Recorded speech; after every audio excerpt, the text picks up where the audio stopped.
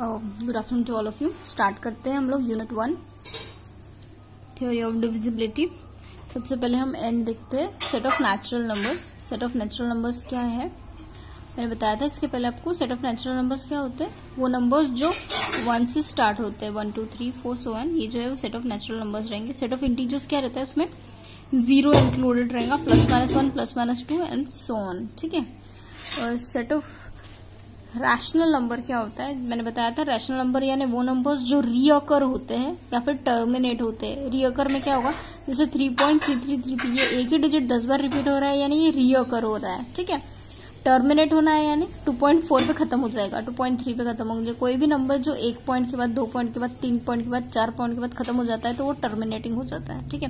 तो ऐसे जो रिपीट होते रहते हैं या फिर टर्मिनेट होते रहते हैं वो आते हैं सेट ऑफ रैशनल्स में, ठीक है। रियल क्या होता है, रियल यानी पूरी रियल लाइन, रियल नंबर्स जो कि क्या कंटेन करता है, रैशनल भी और इरेशनल भी। रैशनल विथ इरेशनल जो है वो रियल फॉर्म करता है, ठीक है। यानी equal to Q plus R minus Q होता है ये, तब भी जाके आर मिलता है हमें, ठीक है। तो सेट ऑफ इरेशनल्स क्या होती है, इरेशनल्स यानी वो नंबर जो नॉन रिकरिंग होते हैं और नॉन टर्मिनेटिंग होते हैं, यानी जो रुकेगा नहीं, जो नंबर रुकेगा नहीं और खत्म नहीं होगा, उसकी कोई एक पर्टिकुलर वैल्यू नहीं होगी, उसे हम क्या कहते हैं, सेट ऑफ इरेशनल नंबर्स, ठीक है। प्रिंसिपल ऑफ मैथमेटिकल इंडक्शन क्या होता है, ठीक है। मैथमेटिकल इंडक्शन जो है वो मैथमेटिकल टेक्निक होती है जिसमें क्या होता है कि कोई भी स्टेटमेंट, फॉर्मूला या फिर थ्योरम हम प्रूफ करते हैं, ठीक है। तो वो कैसे प्रूफ करते हैं, वो प्रूफ करने का टेक्निक है। उसमें फर्स्ट और सेकंड 2 स्टेप इन्वॉल्व होती है, ठीक है। फर्स्ट स्टेप में क्या होता है, हम लोग वो थ्योरम प्रूफ करते हैं इनिशियल वैल्यू पे यानी स्टार्टिंग पॉइंट पे। फिर बाद में हम लोग क्या करते हैं, सेकंड स्टेप में nth इटरेशन के लिए वो थ्योरम या फिर प्रूफ जो है वो करेक्ट मानते हैं यानी वो ट्रू मानते हैं nth इटरेशन के लिए, और बाद में उसको फिर प्रूफ करते हैं कि n+1th के लिए भी वो थ्योरम या फिर प्रूफ या फिर स्टेटमेंट जो है वो होल्ड होता होगा। जैसे एग्जाम्पल मैं यहाँ पे लेती हूँ, अगर सपोज मेरे पास ये एक सम है, ठीक है, और ये सम, इसकी वैल्यू सबको पता है कि इसकी वैल्यू जो होती है वो क्या होता है, k × k+1/2। मुझे इसको प्रूव करना है, तो मैं इसको कैसे प्रूव करूंगी। सपोज मैं k की वैल्यू 1 लेती हूँ, ठीक है। ये सम जो है वो 1 तक ही जा रहा है, 1, ठीक है, इनिशियल वैल्यू है। तो मैं यहाँ पे क्या करूंगी, 1 लिखूंगी, 1 + 1/2 यानी ये वैल्यू क्या मिल रही है, 1 मिल रही है। 1 = 1 होता है यानी इनिशियल वैल्यू के लिए ये थ्योरम जो है वो होल्ड हो रहा है। अब मैं क्या मानती हूँ कि ये k जो है वो जा रहा है 1 से लेके k तक, ठीक है। ये 1 से लेके k तक ये होल्ड हो रहा है, दैट मीन्स k × k+1 यहाँ पे आएगा /2। अब मुझे क्या करना पड़ेगा, ये मेरा अजम्पशन रहेगा। अब मुझे क्या प्रूफ करना पड़ेगा कि अगर मैं k की वैल्यू k+1 भी लेती हूँ तो भी ये थ्योरम होल्ड होता है, ठीक है। यानी अगर मैं ये प्रूफ कर पाऊँ कि ये पूरा सम k+1 k+2/2 आएगा, जैसे 1 + so on +k+1, इसकी वैल्यू जो है k+1 k+2/2 आती है, तब क्या मानूंगी कि इन जनरल ये तीनों चीजें क्या अप्लाई करेगी कि इन जनरल ये जो मेरा स्टेटमेंट है वो स्टेटमेंट क्या हो कर रहा है, होल्ड हो रहा है, ठीक है। कैसे बता रहे हैं, जैसे अगर मुझे ये चीज प्रूफ करनी है तो मैं क्या करूंगी, पहले k = 1 के लिए ये प्रूफ करके देखूंगी। अब k = 1 जब मैंने रखा, सिर्फ एक ही वैल्यू रखी, तो मुझे ये वैल्यू जो है वो 1 = 1 मिल रहा है यानी k = 1 के लिए ये फॉर्मूला होल्ड हो रहा है, ठीक है। अब मैं क्या करूंगी, मैं k टर्म्स लूंगी फॉर k टर्म्स के लिए, ठीक है। k टर्म्स के लिए अगर मैं k टर्म्स लेती हूँ तो यानी ये वैल्यू कहाँ से कहाँ तक जाएगी, 1 to k के लिए फॉर्मूला क्या रहेगा, यही रहेगा। अब मैं अगर प्रूफ करती हूँ कि k = k+1 टर्म्स भी लेती हूँ मैं, और तो भी मुझे ये वैल्यू क्या देनी चाहिए, k को k+1 से रिप्लेस होगा, k+1 को k+2 से रिप्लेस होगा, /2 एज इट इज लिखा। यानी अगर मैं ये तीनों चीजें प्रूफ करती हूँ तो इन जनरल ये जो थ्योरम है, ये स्टेटमेंट है, वो इन जनरल होल्ड हो जाएगा, हर किसी के लिए हम ये स्टेटमेंट अप्लाई कर सकेंगे, ठीक। ये है principal of mathematical induction. The well ordering property क्या कहती है, ठीक है। जैसे यहाँ पे हम लोग every non empty subset of n has a least element, ठीक है। जैसे सपोज ये सेट है, ये क्या है, सेट है नेचुरल नंबर का सेट, ठीक है, सॉरी ये सबसेट है नेचुरल नंबर का सेट का, बिकॉज नेचुरल नंबर क्या होता है 1 से लेके 100 तक जाते रहते हैं, और ये उसके अंदर का सेट है, इसलिए सबसेट है नेचुरल नंबर्स का, ठीक है। तो अभी ये सेट जो है वो नॉन एम्प्टी है, इसलिए s नॉट इक्वल टू 5 हमने लिखा हुआ है, is a set of positive integer, ठीक है, यहाँ पे पॉजिटिव नंबर्स ये है। Then it contains an integer x such that x is always less than equal to s। देखो यहाँ पे ये जो स्मॉल s है वो क्या है, एलिमेंट है हमारे सेट का। यहाँ पे हमारा सेट s क्या है, हमारा सेट s है वो 1 2 3 4 5, ये हमारा सेट S है, और ये S क्या है, एलिमेंट है हमारे सेट का, ठीक है। तो क्या कह रहा है कि इस सेट में एक ऐसा एलिमेंट रहेगा जो कि इक्वल टू या फिर लेस देन बाकी एलिमेंट से रहेगा, यानी यहाँ पे इस सेट में अगर हम देखें तो हमारे पास एक ऐसा एलिमेंट 1 ऑलरेडी प्रेजेंट है जो कि क्या है, लेस देन है किससे, 1 तो 1 के बराबर रहेगा, पर 1 के कंपैरिजन में 2 बड़ा है, 1 के कंपैरिजन में 3 बड़ा है, 1 के कंपैरिजन में 4 बड़ा है, 1 के कंपैरिजन में 5 बड़ा है। इसका मतलब क्या होता है कि यहाँ पे x, ये जो x है वो less than equal to s है, और ये s जो है, s क्या है, एलिमेंट है, किसका एलिमेंट है, हमारे सबसेट ऑफ नेचुरल नंबर का एलिमेंट है। यानी हमारे सबसेट ऑफ नेचुरल नंबर में एक ऐसा एलिमेंट मौजूद है जो कि ये प्रॉपर्टी सेटिस्फाई करता है। सिंपल मीनिंग में बात क्या आती है कि हमारे जो सबसेट है उसमें एक ऐसा एलिमेंट है जो कि छोटा रहेगा बाकी सारे एलिमेंट्स में से, ठीक है। तो यानी इस सेट में भी एक छोटा एलिमेंट है 1 जो कि बाकी सारे एलिमेंट्स से छोटा है, ठीक है। Principal of mathematical induction, first principle of mathematical induction क्या कहता है कि अगर हमारे पास एक सेट है पॉजिटिव इंटीजर्स का, एस जो है वो क्या है, सेट है पॉजिटिव इंटीजर्स का, जाहिर सी बात है पॉजिटिव इंटीजर्स का सेट है, यानी 0 नहीं होगा इसमें और नेगेटिव एलिमेंट्स नहीं होंगे, ठीक है, जितने भी एलिमेंट्स है वो पॉजिटिव होंगे, ठीक है। Such that 1 belongs to S and n belongs to S, यानी जो भी हमारा सेट होगा उस सेट में 1 बिलोंग करेगा। 1 यानी क्या है, identity element of the set जो है वो बिलोंग करेगा, ठीक है।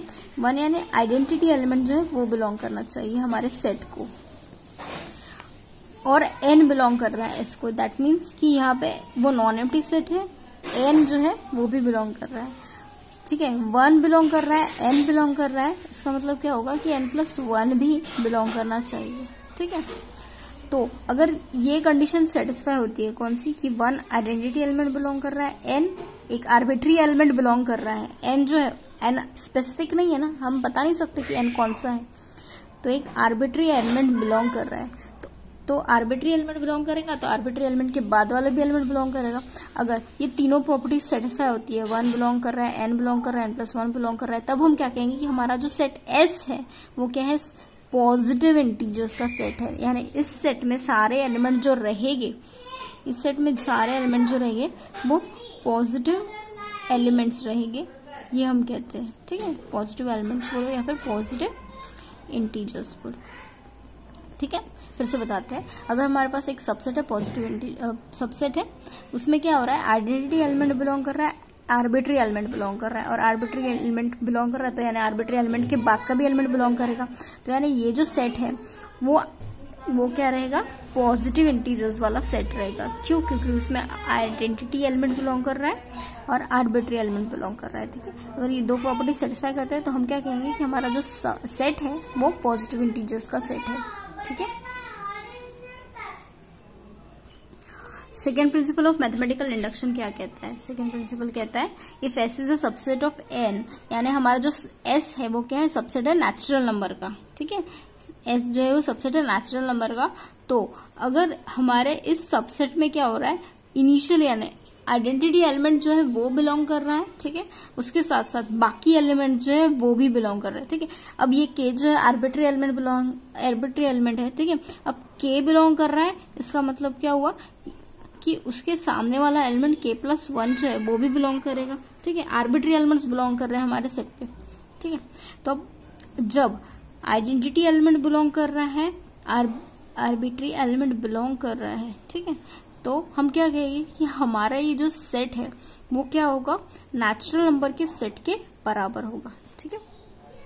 फिर से बताते हैं, जैसे हमारा S जो है वो सबसेट है नेचुरल नंबर का, इसमें क्या हो रहा है, आइडेंटिटी एलिमेंट बिलोंग कर रहा है, एक आर्बिट्री एलिमेंट बिलोंग कर रहा है, आर्बिट्री एलिमेंट के बाद का भी एलिमेंट बिलोंग कर रहा है, तब हम क्या कहेंगे कि हमारा ये जो सेट है, सबसेट है, वो नेचुरल नंबर के सबसेट के बराबर होगा। ये है हमारा principal of mathematical induction, second principle of mathematical induction. ठीक है, देखिए यहाँ पे पॉजिटिव इंटीजर वाला टर्म जो है वो यूज नहीं किया गया है, जो कि हमारा फर्स्ट प्रिंसिपल में यूज किया गया था। ठीक है, जस्ट यही डिफरेंस है फर्स्ट प्रिंसिपल में और सेकंड प्रिंसिपल में, यही डिफरेंस है कि फर्स्ट प्रिंसिपल में पॉजिटिव इंटीजर वाला टर्म यूज किया गया था, सेकंड प्रिंसिपल में पॉजिटिव इंटीजर वाला टर्म यूज नहीं किया गया है। ठीक है,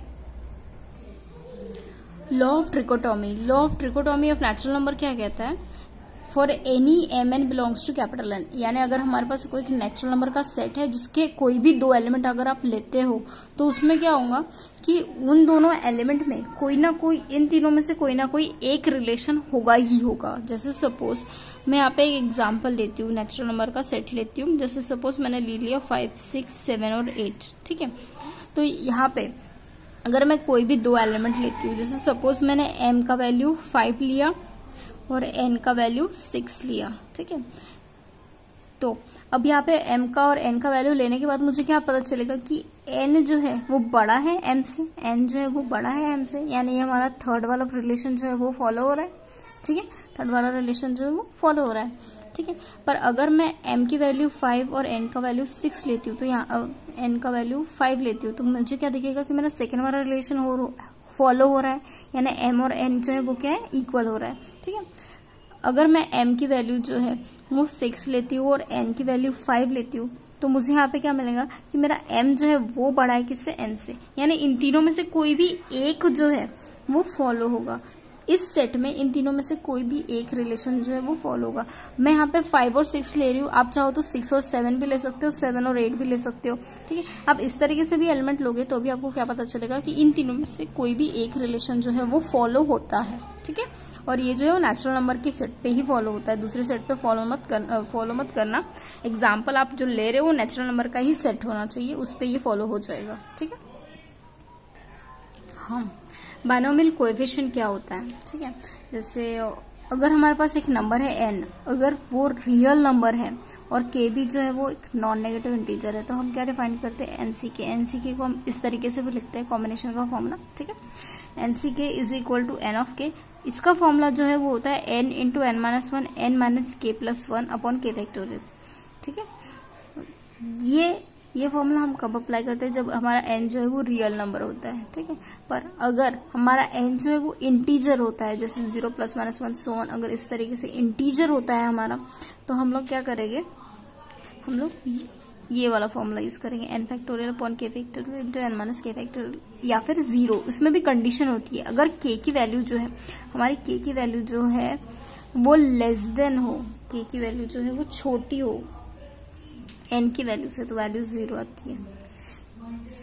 अगर k की वैल्यू जो है वो बड़ी हो, k की वैल्यू जो है वो बड़ी हो n से, तो हमें वैल्यू 0 मिलती है, पर अगर k की वैल्यू कम हो n से, तो वैल्यू हमें n factorial upon k factorial c minus k। जैसे एग्जांपल मैं ले लेती हूँ, जिसे यहाँ पे मैं ले रही हूँ c ऑफ 32। ठीक है, तो यहाँ पे इंटीजर है और ये भी छोटा इंटीजर है, दैट मीन्स ये वैल्यू हम लोग अप्लाई कर सकते हैं, कौन सा, ये फॉर्मूला अप्लाई करेंगे। ठीक है, पर अगर मैं c ऑफ 23 लेती हूँ, तो यहाँ पे क्या होगा, k जो है वो बड़ा है किससे, n से, तो यानी यहाँ पे वैल्यू क्या आएगी, 0 आएगी। पर यहाँ पे अकॉर्डिंग टू दिस फॉर्मूला ये वैल्यू 0 आएगी, पर यहाँ पे इसमें वैल्यू हमारी क्या रहेगी, 3 फैक्टोरियल 2 फैक्टोरियल 3 माइनस 2 फैक्टोरियल। ठीक है, यानी ये आएगा 3 फैक्टोरियल अपॉन 2 फैक्टोरियल, यानी वैल्यू क्या आ रही है, 3।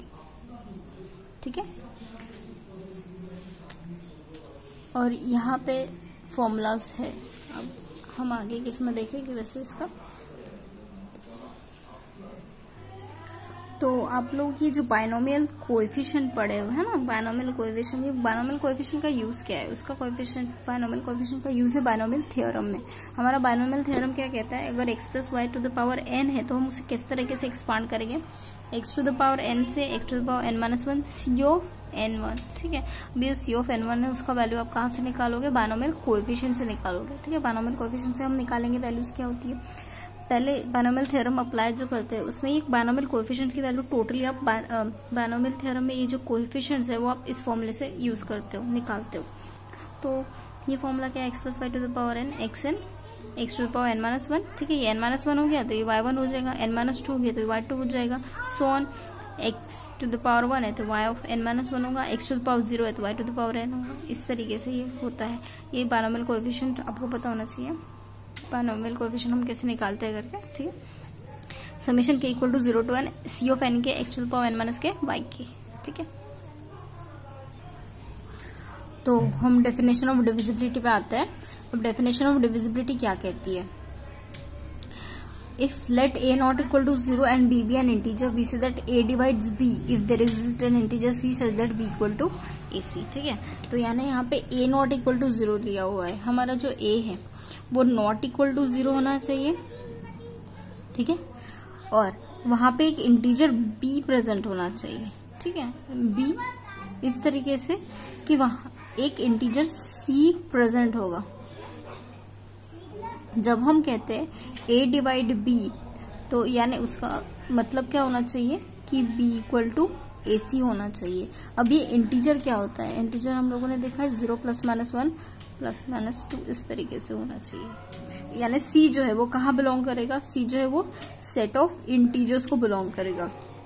हम क्या कहेंगे कि a b को कब डिवाइड करता है, जब हम क्या लिख सकते हैं, b इक्वल टू ac लिख सकते हैं, यानी वहां पे एक इंटीजर बिलोंग करेगा। यानी ये अगर c की वैल्यू हाफ होती है, c की वैल्यू 1/2 3/2 होती है, तो हम ये नहीं कहेंगे, तो हम कह ही नहीं पाएंगे कि a b को डिवाइड करते हैं। तब हम क्या कहेंगे कि ये डज नॉट डिवाइड b, ठीक है। यानी c जो है वो टोटली इंटीजर होना चाहिए। अगर c की वैल्यू फ्रैक्शन में आती है तो हम नहीं कहेंगे कि वो इंटीजर है करके। जैसे सपोज और एक बात बतानी थी, जैसे सपोज मुझे किसी चीज को डिवाइड करना है, ठीक है। यहाँ पे अगर मैं डिवाइड करती हूँ 2/0, ठीक है, 2/0 अगर मैं लिखती हूँ तो यहाँ पे ये नॉट डिफाइंड होता है, 2/0 जो है वो नॉट डिफाइंड होता है। और अगर मुझे उसको डिवीजन के तौर पे लिखना होगा तो मैं कैसे लिखूंगी, 0/2, ठीक है। 0/2 यानी 2/0 जो कि एक नॉट डिफाइंड टर्म है। और यहाँ पे 0 जो है वो नॉट डिफाइंड के लिए इशारा करती है, ठीक है। ये डिविजिबिलिटी को बिल्कुल नहीं मानेगी। यहाँ पे जो a नॉट इक्वल टू 0 है ना, वो नॉट इक्वल टू 0 इसलिए है क्योंकि हम यहाँ पे 0 भूल के भी ना लिख सके, इसलिए a नॉट इक्वल टू 0 है। जैसे मैं एक एग्जांपल लेती हूँ, जैसे मैंने एक एग्जांपल ले लिया, सपोज मैं यहाँ पे लिखती हूँ 7 डिवाइड्स 49, ठीक है। मैं यहाँ पे लिख रही हूँ 7 डिवाइड्स 49। अब 7 डिवाइड 49 इसका मतलब क्या होता है, इसका मतलब होता है कि 49 को आप 7 से डिवाइड करोगे, ठीक है। तो यहाँ पे अगर आप डिवाइड करोगे तो आपको 7 मिलेगा। और 7 क्या कर रहा है, हमारे सेट ऑफ इंटीजर को बिलोंग कर रहा है, इसलिए हम क्या कहेंगे, 7 जो है वो 49 को डिवाइड करता है। देखो जब आप जनरली आप लिखते हो डिवीजन का साइन, तो आप कैसे लिखते हो, 7 डिवाइड बाय 49 इस तरीके से लिखते हो, ठीक है। पर यहाँ पे आपको क्या मिलेगा, यहाँ पे आपको मिलेगा वैल्यू 1/7 जो कि इंटीजर के सेट को बिलोंग कर रहा है, क्या नहीं बिलोंग कर रहा है, ठीक है। और जब ये वैल्यू आपको लिखनी है 7 डिवाइड्स 49, तो आप इसको कैसे लिखोगे, 49 डिवाइड 7 लिखोगे, ठीक है। 49 डिवाइड 7 का मीनिंग ये होता है और 7 डिवाइड 49 का मीनिंग ये होता है।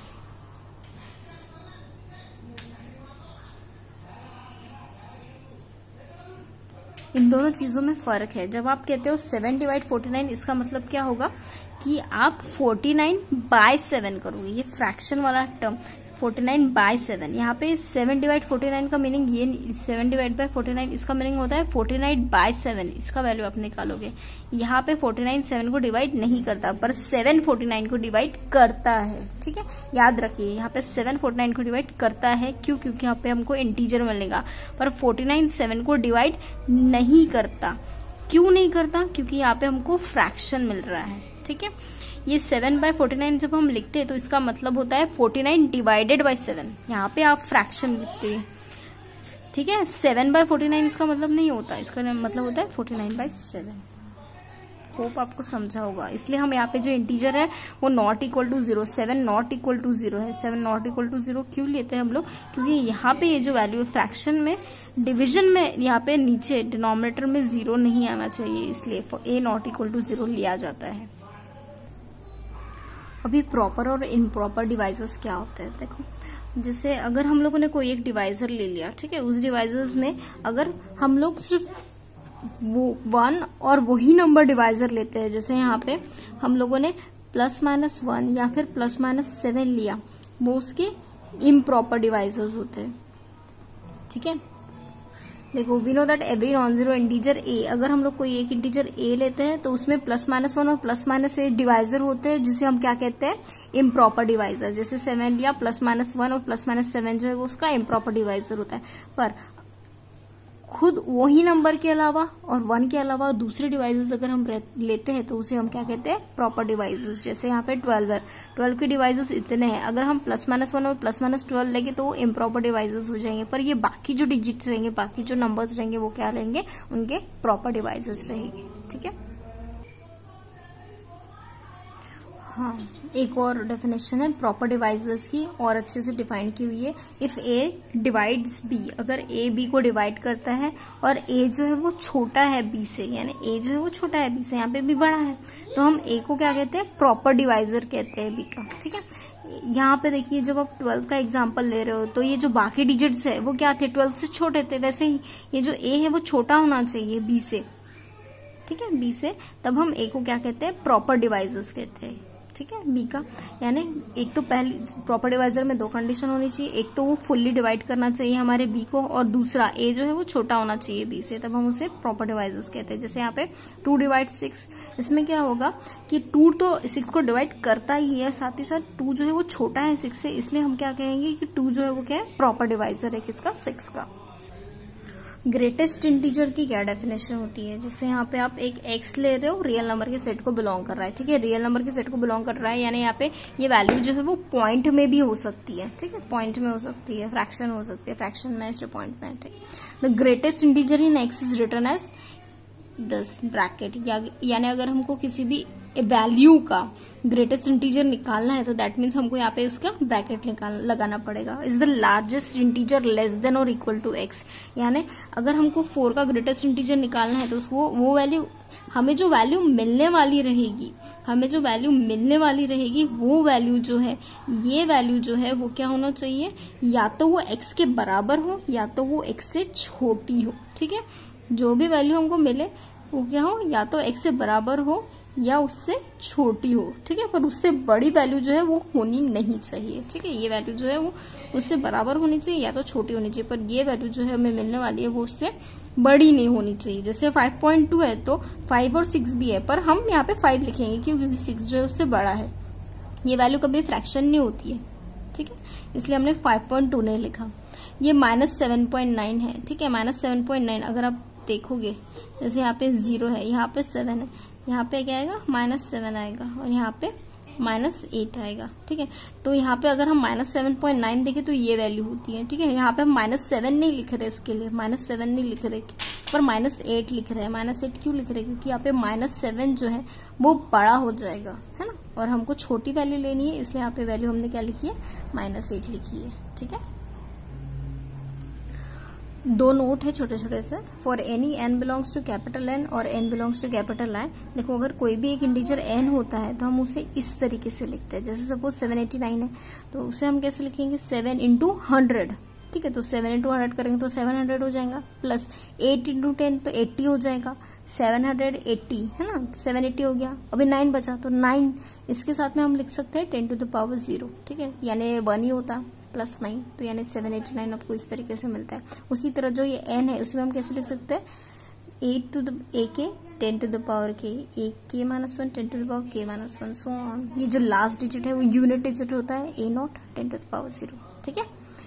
इफ और एक नोट है, if x is a real number then x -1 is less than greatest integer of x less than equal to x। आपको पता है ये जो वैल्यू x होती है वो हमेशा क्या होती है, या तो छोटी होती है या तो फिर उसके बराबर होती है। किसके बराबर, x के बराबर। तो इसलिए हमने क्या लिखा, greatest integer value of x is either less than equal to x। ये वैल्यू, ये पार्ट तो प्रूव करना इजी है, पर साथ ही साथ आपको ये भी पता है कि ये जो वैल्यू ग्रेटेस्ट इंटीजर की वैल्यू है वो क्या होता है, उससे 1 से हमेशा छोटी ही होगी। जैसे सपोज मैं यहाँ पे 5.2 लेती हूँ तो ये 5.2 वैल्यू जो है वो लेस देन इक्वल टू 5 रहेगी, है ना।